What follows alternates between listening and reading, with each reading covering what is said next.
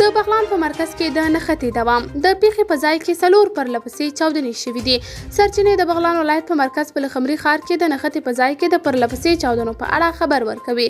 دغه نښته نن شنبه د زمري پر لومړۍ نیټه پلخمري ښار کې د ولایت په ودانۍ او شاوخوا یې د کرنې په کوڅه کې پیل شو او تر اوسه دوام لري. سرچینې وایي چې تر اوسه 15 طالبان وژل شوي او زیات شمېر ټپیان د پلخمري ښار روغتون ته لیږدول شوي دي.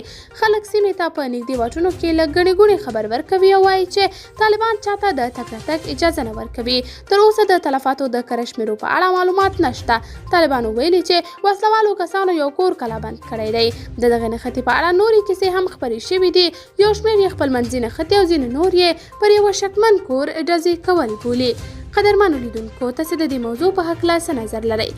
کولی شئ چې په دې اړوند خپل نظریات له موږ سره په کمنټ کې شریک، ویډیو لایک او چینل هم در سره سبسکرایب کړئ.